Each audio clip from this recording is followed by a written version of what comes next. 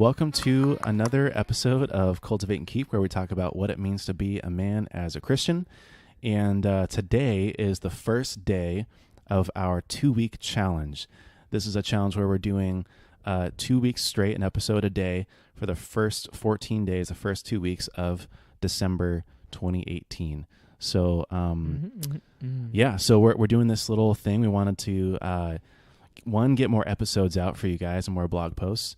But two, we wanted to do a fun giveaway and incentivize people to share the podcast and have a little audience growth there. So how it's going to work is that for the first 2 weeks of December, starting December 1st, we're doing an episode a day and a blog post a day. And so what's going to happen is that also on top of that, we're doing a giveaway. So if you go to cultivateandkeep.com/challenge, which you can go to right now, we're doing a giveaway. If you put in a little information, you share with your friends, basically you'll get entries into a giveaway. There'll be a little leaderboard, and there'll be some prizes. So first place is going to get an all new... Can I get in the game, Corey? Yeah. Oh, dude, get in the game right now. Yes. You're in, coach. Sub you in. All right, cool. So want to make it very clear. This Yes. giveaway is about a leaderboard. So Yes. I think with most giveaways, it's like a random draw. Like It's not a random draw. Yeah, it's not like that. So We're not about that The life. more you share, the more you do this, the higher chance. Yeah. No, I shouldn't say chance. Like you can literally win if you just do it more. So, yeah. So first place is going to get an all new Kindle Paperwhite, which they actually just came out with a new edition. It's pretty baller. Your choice of a book from the cultivateandkeep.com/favorites page, which has our kind of curated list of our favorite books, exclusive, only one run, limited time run of Cultivate and Keep t-shirt and hat. It's pretty baller. Wow. Excited about that one. Big time. And then second place is going to get a cultivateandkeep.com, or keep saying .com, Cultivate and Keep. It just says .com. Yeah, it just says Cultivate and Keep. No, it'll be pretty baller. We'll make it nice, I promise. Stop saying baller, please. Okay, sorry. A Cultivate and Keep t-shirt and hat, and then third place will get your choice of book from the cultivateandkeep.com/favorites page. Okay, so we're going to stop with all the advertising, but this is the 2-week challenge, podcast episode and a blog post a day for the first 2 weeks of December. Go to cultivateandkeep.com/challenge to help us get the word out. Tell your friends, tell your mama, tell your pops. But make sure to use that referral engine that we're using in order to climb up the leaderboard and win. Yeah, I think we should say. So that is the platform we're using to track all this. Yep. So if you just go share randomly, that won't really... We won't know. We appreciate it. Thank you. But Thank you. It's not going to count towards... Yeah. So you'll see the leaderboard. You can check in at any point. Again, the more you share, the more we love you and incentivize you so that we can give you cool stuff. If you won, what book would you pick? If I won? Well, let me see. Actually, I don't think I own it yet. I think I would choose Extreme Ownership because I'm a huge fan of Jocko. Listened to his podcast, listened to a couple of his talks. And I've heard his TED Talk. I even heard him live actually talk about it, but I still haven't read the book. So I think I would do that one. I think I would do the same. Really? I started it, but... This is the Jocko podcast. Yeah, this is the Jocko podcast. Without Jocko. All right, well, let me start my timer because I forgot. Oh, yeah. We hear you, and we want to keep our episodes at a more concise time, so... Yeah, we'll be better every about time that. I forget the timer. Especially 14 episodes in a row for this 2-week challenge. Yeah. We're going to do our best for that. I think 30 to 40 minutes will be the sweet spot. Yeah. All right, well, I say we jump into it. Let's get into it. So today we're going to talk about the idea of not losing your awe and wonder of God. So this is a topic that I find interesting. I think for a long time, I don't know, when I've heard this idea, it gets me excited. There's a song by Bethel called Wonder, by Bethel Worship, and this song came out I think 4 years ago, and I think that was when I started kind of just thinking about awe and wonder of God. And there's a few verses that the song references, and anyway, I started studying that more, got more into it, and I think it's a great topic, a great thing to keep in mind, not losing your awe and wonder of God and kind of what that looks like in our life. And I think just in thinking about this topic, very quickly, for me, I realized wow, I very often, like, I frequently lose my awe of God. Like, it's very easy to go about my life and be distracted and to forget, and simply just to not maintain that fascination with Him, and to be just, I don't want to say excited, but to be like engulfed with just who the Lord is. So that's kind of what we're going to talk about today. We have just some points, but yeah. Yeah. Well, I feel like it's such a good topic to talk about because we forget, and I don't know about you, but I literally forget anything and everything. It doesn't matter how important it is or how like small it is, but I have to write everything down. I use my reminders app religiously. I use my notes app on my iPhone religiously also. But it's something, I mean, you wouldn't think that you would forget, like, oh, God is real and like He's huge and amazing and like the creator of the universe. But the reality is that you do. And even if you do, I think you can also sort of slowly lose, again, the awe and wonder of just who He is, and like always being amazed of like wow. You know what I mean? It's hard every day to come excited and to be excited about who God is and to be awestruck all the time. You know what I mean? Yeah, if I had to guess, I think the reason why it's hard to every day keep our awe and wonder of God isn't so much that we forget or that we just don't care. I think it's more with being distracted, and I think kind of being daunted by what's in front of us. For me, that's the case. Like, just being kind of focused on my task that I have for that day, or just thinking like, man, like, this situation is hard, this sucks, like, this is kind of all I can see right now, so this is what's gonna take my focus. And I think just remembering like the God that we serve and the God that we have on our side is much bigger really than anything that we can really ever encounter. So it's kind of the idea of what we're gonna talk about today.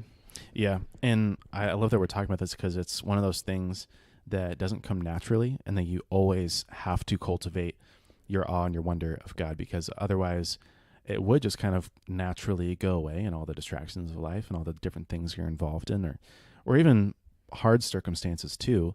But it's very easy to lose that, so you always have to be fighting against that and fighting for your awe and wonder of God. I want to start us off with this verse, 2 Corinthians 5:15. It says, oh, wow, I'm going to read. I was like, yes, I was going to say anything. It's like one line, so I think I can do it. 2 Corinthians 5:15, I'll try. It says, Jesus came so that those who live, and I kind of skipped part of it. So Jesus came so that those who live would no longer live for themselves.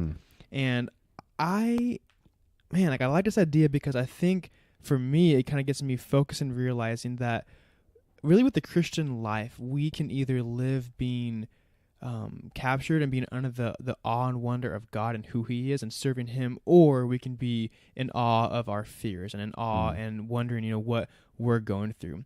And this verse says, Jesus came so that we would live and no longer live for ourselves. We would live to be with the Lord. I think a lot of times we think of a topic, we read a verse, and it's like very, very like applicable. I think this one, I like it because the verse says nothing about awe and wonder of God. It says nothing about really being captivated by God. It simply says we don't live for ourselves, we live with the Lord.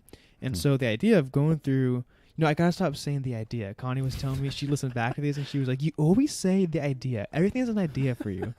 And I'm so sorry, but it just comes out. So it's okay. We'll work on that. The idea. You're growing, because you just read your first verse. That's so true. I know. It's a big day. Well done. So the thought of living, just gonna sub that with another word. Guys, accept it. I'm gonna say the idea. Okay, that's who I am. I always want to say the idea. It's really hard. Okay, sorry. I think you should take over from here, Corey. I'm just gonna sit out for this moment.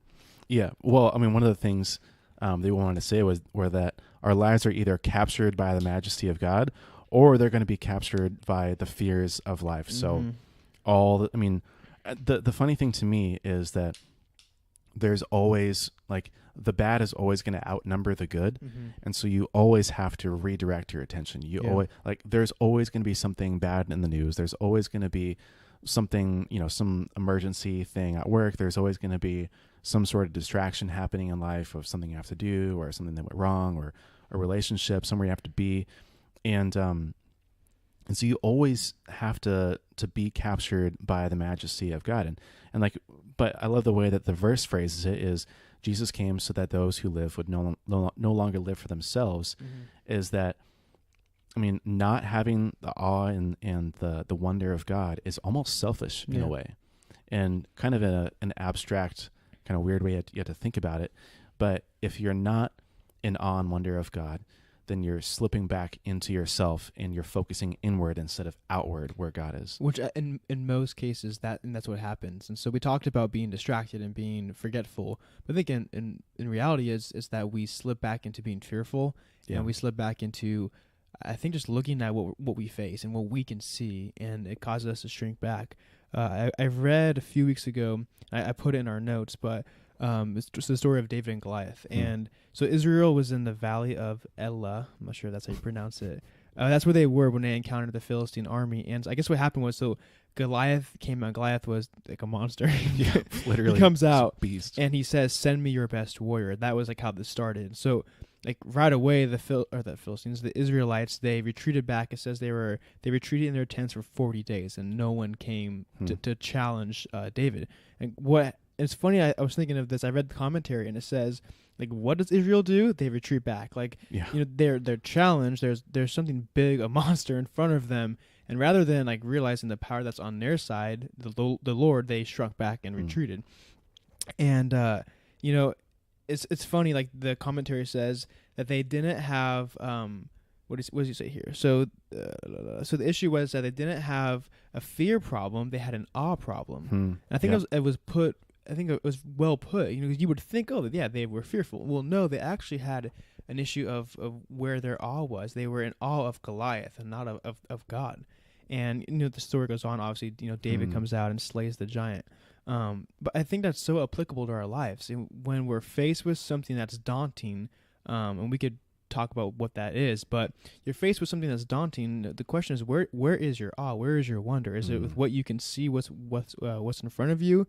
That seems big and scary, or is it like, do you fear God and do you have awe and wonder of Him, and you let that carry you? Yeah, I think that's an amazing point from this, and obviously there's so many different like themes and lessons you could pull out of any kind of Bible story or parable, but I think this one is especially interesting because Goliath was awe-worthy, and he was.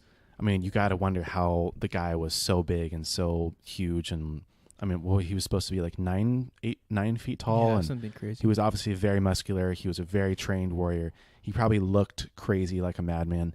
But it's interesting because when he comes out, when the Israelites took their awe off of God and onto Goliath was when they were in trouble, is when they sunk back in fear. And it's cool to think about that because then your awe and wonder of God is actually an asset that you have for God. It's actually an encouragement. It's actually strength that you have in God. And I wouldn't normally think of the awe and wonder that I have in God as like a strength or as like some sort of like spiritual gift that God gives me to encourage me and to face life's challenges. But in reality, the awe and wonder that you have in God is something that you have to face life's battles and to that encourages you and it gives you more faith. Gives you a stronger faith. But I never would have thought about that. Well, as I was reading this story, it kind of became evident to me. I think that having like awe and wonder and fear and reverence for God, that gives us strength, like you were saying. But also, I think when you have those, like, so when you have fear towards something else, I think it empowers what you're facing. I think honestly, even like a spiritual sense and then like a literal sense. So like with the story, if I was Goliath, I'd be like, "What's up?" Like, like dude, you would feel tough. Like if you come out, send me your best, which is a cool statement. Everyone just runs away for 40 days. Like you would feel like I'm in charge. Like I'm the one to be feared. Yeah.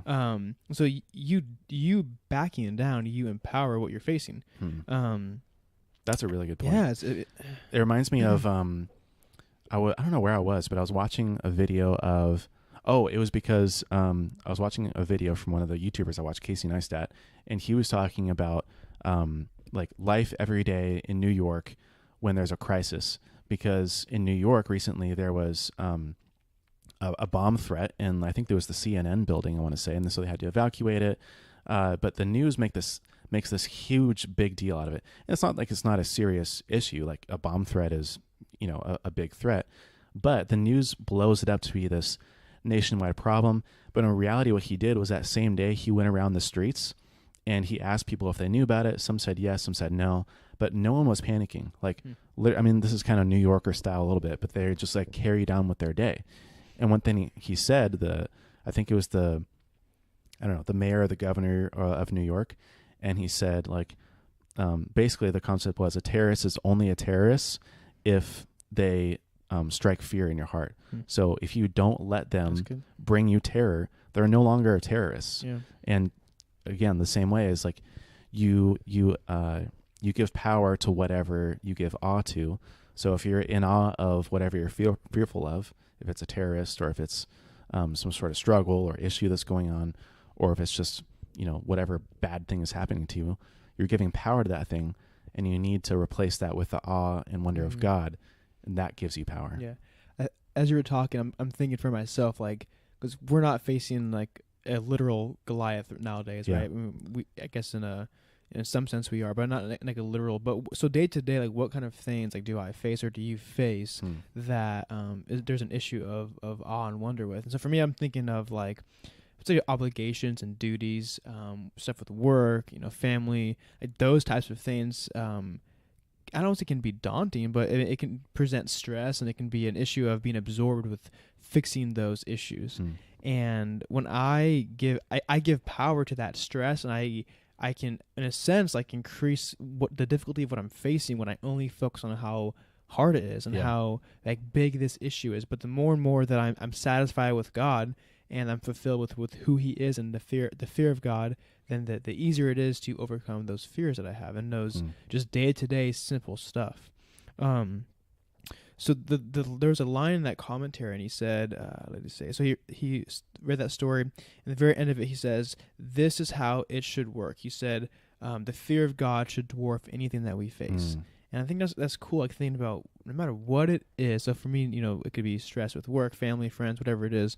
Like what no matter what I'm going through, the fear of God that's in me, my awe and wonder of who the Lord is, knowing He is supreme, He is for me, He is with me, He is my supporter, like that should dwarf whatever I'm facing. And it's not in like a sense of like, I'm pounding my chest, like no one can stop me, not like that. But no one can stop God. Well, and when you have God on your side, then that gives power. It reminds me of at a men's conference, I think 2 years ago, Drew Miles was talking, and it was, I forget the title of the workshop, but he was just talking about like for him in the workplace, and he's like a younger business owner, and he was sharing that he was saying he's like, guys, whatever meeting I go to, when it's like with a big client or I'm with competitors, he was like, no matter what it is, every like workplace meeting that I go into, I'm never like intimidated. I'm never worried. I'm never fearful, because I know that so the company he has, he's using it to further God's kingdom. So he knows God is with him, God is for him, and God is going to support what he does. And he like said it so like simply and just matter of fact.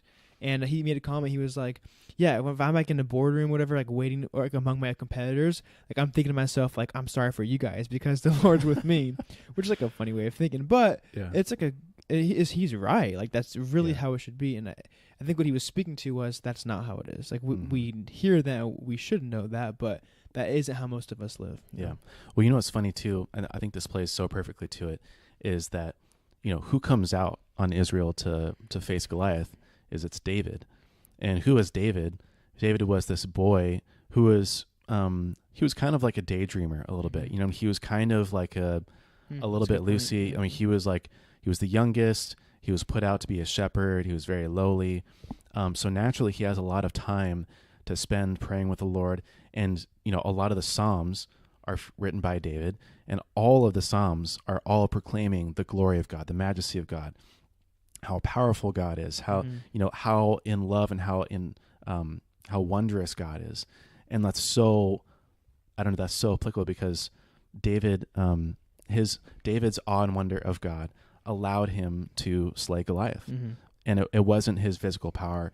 It really wasn't even the stones that he launched with slingshot or whatever it was. Really, it was the awe and wonder of God that he had that allowed him to slay Goliath. That's good.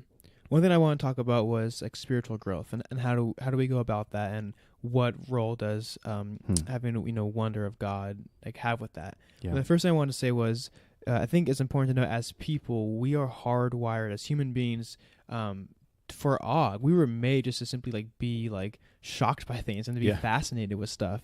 And I think one thing you talked about in your notes was like how nature and like things that are around you like seem to have that effect, which is, I think is common for a lot of people. But it had me thinking. I wanted to ask the question, like, what fascinates you? Not specifically for you, Corey, but like in general, if you're listening. Yeah, like ask yourself, like, what has your attention? Like, what fascinates you? What gets you excited? What has you, awestruck? What types of things, has an effect on you? Is it things of the Lord and spiritual stuff, or is it more, tangible things that you can chase after in your life? I think it's important to understand that we are hardwired to for awe, and we are hardwired for wonder. Yeah, I think that's so cool because in reality, we're all looking to be in awe of something. When we go into social media and, we find some dude like, I don't know, balance beaming like across a canyon without any harness, or you see like that one guy who scaled Half Dome without anything. We're always looking for the next thing to be in awe of. It's exciting. It gives you life. So we were, like you said, we were hardwired for awe, but in a lot of ways we're perverting that. We're in awe of the wrong things. Mm-hmm. We should be in awe of God and his creation and not the things that people are doing and how great and mighty they are. Mm. Yeah. John Piper has a quote. He says, "Spiritual growth is about recapturing your awe." And I like how he says, like, not capturing, but recapturing. I think we talked about this in the beginning, but how it's like continual and it's ongoing, and it's like a daily practice that we have to do of like remembering like who has our awe, who do we fear, who has our attention. And so, it's simply a growing spiritually in who we are and knowing the Lord. That's all about recapturing your awe and remembering really who the Lord is and what he's done for us. Yeah. And I think that's so applicable for so many people because I think everyone's experienced this where you devote your life to God and you become a Christian, and it's this amazing, empowering moment where your life changes and you're forgiven of your sins and you can feel the Holy Spirit. And then reality hits. The next day comes and you're still living the same life. And like over time, again, it can kind of gradually wear off. But I think that so perfectly captures it, and that spiritual growth really is every day recapturing your awe and then cultivating and keeping. That's kind of corny, but yeah, that worked. It works though. Cultivating and keeping your awe of God, and that's what spiritual growth really comes down to. Yeah. So what are some ways that like to do that? As you were talking, I was thinking, what are some ways? Yeah. Okay. Well, one of the things that I like, and I'm a little bit of like a hippie in this way, but I really like capturing, like, I'm in awe of God and his creation. So that's one of the ways, is you can look to his creation. One of the things that always gets my mind boggling is, and kind of one of the things that like reassures my faith and how I explain it to other people who aren't Christians is, if we live here on earth in the midst of this whole kind of universe, like even just looking at the expanse of all creation, and you only have to use the word creation. If you look at the expanse of everything that exists, it's insane. You have to at least think that there is a God, and that is amazing. And if there is a God who created all this stuff, then he must be perfect, and he must be all-powerful, all-knowing, omnipresent, etc.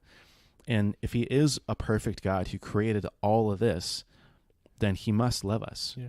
Like, there's no way that there's a perfect God who has all the power to create everything that we know that exists and more. There's obviously things we have no idea of. There's no way that he's going to be an evil, tyrannical, a bad God per se. The fact that we are here and that we exist and that there is everything that we know reaffirms the fact that there is a God. And that has me in awe and wonder of, one, if you just look around, and that's what gives me faith, is you look around the universe, all of space, and I literally, I don't have any clue how that works. Mm-hmm. Zero. And then you look here on the earth and you can go to places like Yosemite and the Grand Canyon. Those are just two places because they're kind of close to us and I've been to them. There's like 1,000 more places.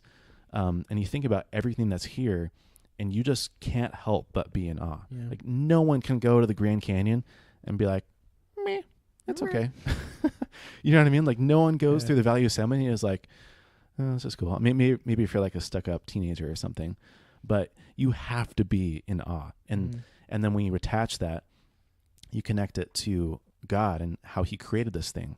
I mean, it's crazy how big God is and how all powerful he is, that he created everything. Yeah. So I think that connected with like people. And so you can look around you and see, you know, what all these, you know, wondrous things you're talking about, you know, nature, you geek. And then, but pair that, like, so there's that with what we can see, but then there's people that we can surround ourselves with. And if you are around other believers and other people that share what you see and believe, it's like this, it can combine to strengthen like your fear of God. Like you are around other believers that believe what you believe, and you're constantly talking about those things, and it cultivates that fear and wonder of God, which is should be a daily thing for us. I think if you go any period of time with either not, you know, looking around and seeing the nature you're talking about, or not reminding yourself of you know, how good God is, it's easy to back away and to lose some of that awe. But I think, you know, often, you know, talking about that and discussing it with others can help, you know, capture that for you, recapture it. Yeah. Another thing that just blows my mind is like the whole idea of like time in history. And maybe we're getting a little off track, but I've like really wanted to share this because I don't know, I've just been thinking about it so much. Corey's face. He looks so excited. But I've been thinking about how, I mean, as of this recording, we're both 23.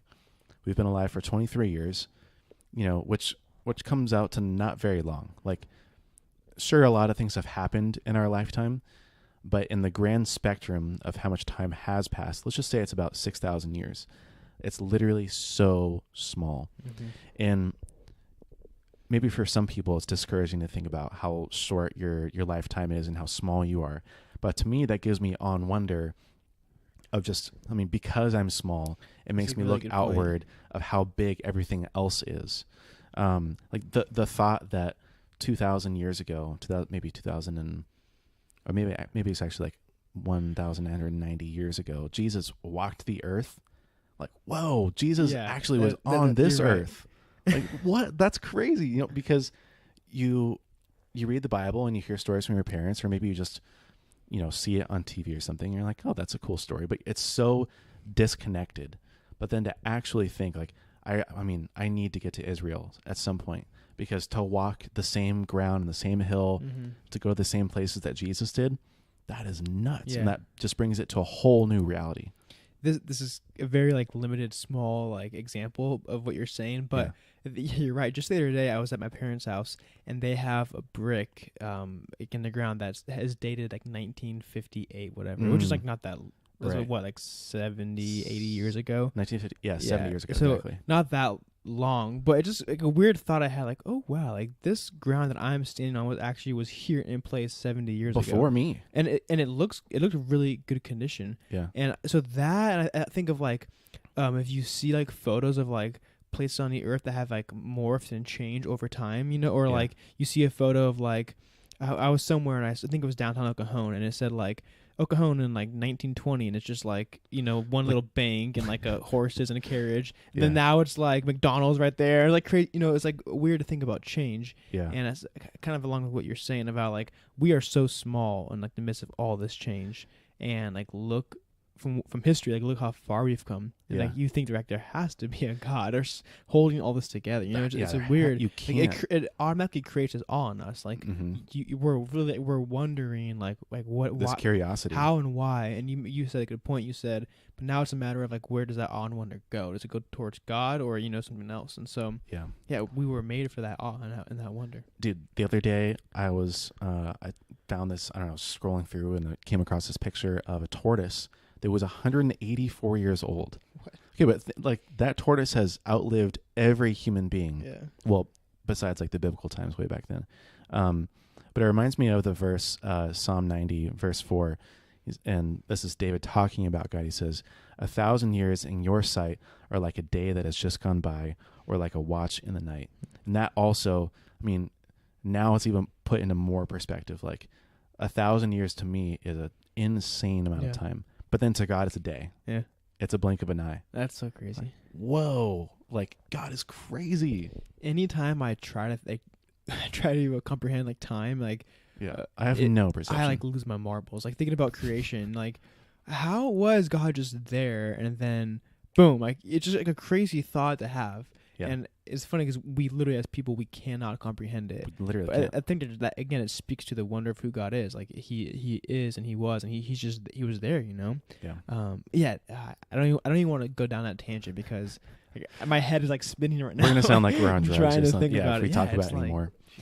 But this is all to say. I want to add, like, you guys can't see our face right now, but me and Corey are so like animated, like what? And even just talking about we're it makes full you like of wonder, and we really Yeah. are. And again, it speaks to that's how we are as people, Yeah. And again, this whole topic is getting that on wonder, back onto God and recapturing every day like we are right now. One of the other great ways I think is just meditating on it, and not meditating in the sense of like crisscross applesauce with your fingers and on your knees or whatever it is, but like meditating as in like really deeply in thought about something, for a good period of time. And again, John Piper, we're just going to be pulling quotes from him all day. He says, "This is meditation, getting glimpses of glory in the Bible or in the world and turning those glimpses around and around in your mind, looking and looking." And that's in the context of God. So it also reminds me of Philippians 4:8 when Paul says, "Finally, brothers and sisters, whatever is true, whatever is noble, whatever is right, whatever is pure, whatever is lovely, whatever is admirable, if anything is excellent or praiseworthy, think about those things." So even just like forcing yourself to sit down and think about like, what am I in awe of God, or what could I be? It again, like puts your focus off of the things that you shouldn't have your on, and then puts it on God where it should be. Yeah, good. Well, we are, I think, just over the 30-minute mark. Okay, so we got to wrap up. We got to stay true to our word. Okay. I wanted just a few last things I kind of wanted to recap. And so, so one thing we talked about was simply having this awe and wonder of God, and the idea of recapturing that on a daily basis. So kind of, again, like how do you do that? How do you go about that? One of the ways we've talked about is surrounding yourself with people, simply just talking about it like we're doing right now. As I was thinking through that, I was kind of thought like, when was the last time I was like with a friend and we just literally talked about this kind of stuff? So maybe like you try that, you go do that. You talked about meditation, spend time with the Lord. Reading was on here. I don't think we said that. And I would think reading. This might sound weird, but reading the Psalms, and I think just kind of meditating and thinking about, because a lot of what David does is just simply being in awe of God. That's really what he is. Tripping out on God. And so I think those things are a great way to continually recapture your awe of God. Yeah, absolutely. So those are the big three, I think. If we were to just that's what I was trying to do. These are three of the ways, but look at God and His creation, be around other people, read and meditate. And was that 4? But those are 4 probably the most actionable ways that you can start to recapture your awe of God every day. And like John Piper says, that's the key to spiritual growth. Yeah. Cool. Well, Corey, take us home, baby. All right. Well, hey, thanks for listening. You guys, his face was like, all right. He like all right. whipped his head. That was so funny. Again, go to cultivateandkeep.com/challenge to enter our 2-week challenge and help us get the word out. You can climb with the leaderboards. We didn't mention this, but it's going to close after 14 days. So, I mean, you won't get anything until after that, and then we'll send you that. But again, it's a all new Kindle Paperwhite, your choice of a book, limited time, Cultivate and Keep T-shirt and hat. That's like a $200 value, huh, Corey? But wait, there's more. There's actually not more. That's so it. I should add this. If you guys want to support us on Patreon, you can help out with these costs. Yeah. But for now, focus on Cultivate and Keep. Focus on a challenge. Yeah, the 2-week challenge. Really, it's just a great way to do it. We'd love to hear your thoughts, and I look forward to seeing all those shares. Cultivateandkeep.com/challenge. That's all we got. See you tomorrow. Cue the music. All right, here it is.